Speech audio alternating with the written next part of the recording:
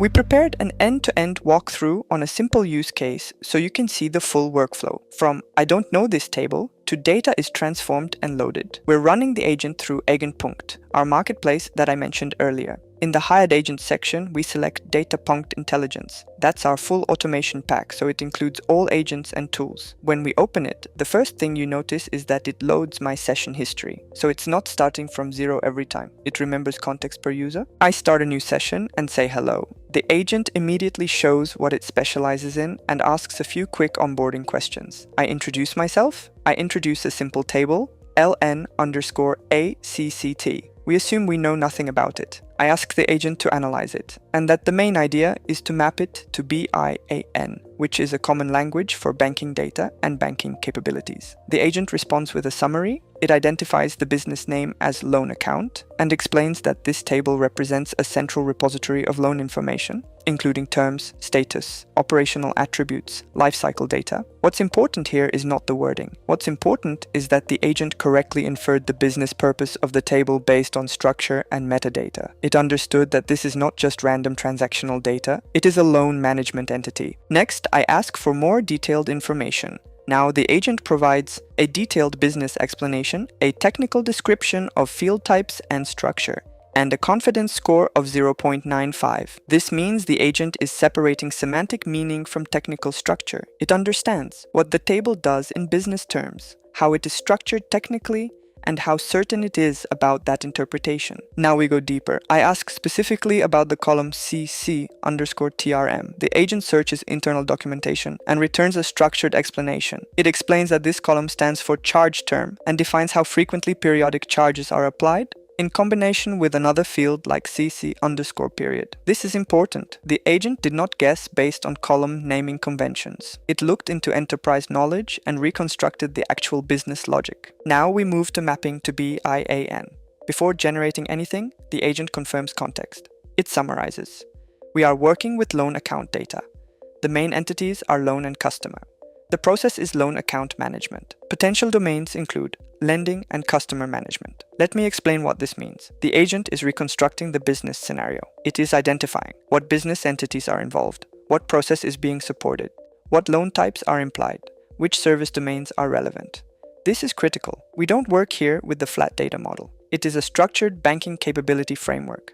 So before mapping, the agent ensures we are inside the correct functional domain of the bank. This avoids mapping a lending table into the wrong domain like payments or treasury. When I confirm this context, I am effectively approving the modeling direction. Now the agent generates the proposed target model. It identifies the correct service domain, which is loan, the core business object that is loan facility, supporting objects, repayment, interest, service fees, attributes aligned to the BIAN structure, and even relationships between objects. What's happening here technically is significant. The agent translated a legacy physical table into a standardized industry domain model. This is typically done by senior enterprise architects or data modelers. Here it's generated in minutes, structured, aligned, and logically connected. And it explicitly states that no structural inconsistencies were found. If something were unclear, it would either ask for clarification or self-correct. Next, I ask for a mapping contract. This is where many teams struggle. The agent produces source column, target attribute, data type, transformation, and business logic. Let's unpack this. We have ACT_NO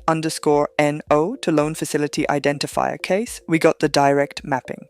This means no transformation needed. Just rename and move. But it also includes rules. The target column must not be null and it must be unique. So the agent adds governance automatically. Example number 2, RIM_no to customer reference mapping. Here the agent detected a type mismatch. Source was numeric. Target expects reference. So it defines explicit casting logic that prevents runtime issues later. In summary, this contract is a technical specification. Like an audit-ready document, it even generates the contract ID and an approver metadata. So this is not column-to-column renaming. This is production-grade documentation, and every step is traceable. Now we go from contract to code. We choose PySpark because it's basically the industry standard for distributed data transformations. It's portable and widely used. In AWS, it's commonly executed via AWS Glue. In Google Cloud, it runs on Dataproc. In Azure, it fits into similar Spark-based services. We are using GCP Dataproc for demonstrating. So the point is, because the logic is reusable. We're not locked into a single platform. The agent asks for input and output preferences. We choose CSV as the source format and BigQuery as the target table. But this could be anything you use. We provide the temporary staging bucket, and the agent generates the full PySpark script, which first reads CSV, then applies transformations, enforces data quality checks, and finally writes to BigQuery. We ask it to save the code to the repository. Now we switch sessions to show the engineer agent and to prove that all generated artifacts are reusable within different sessions.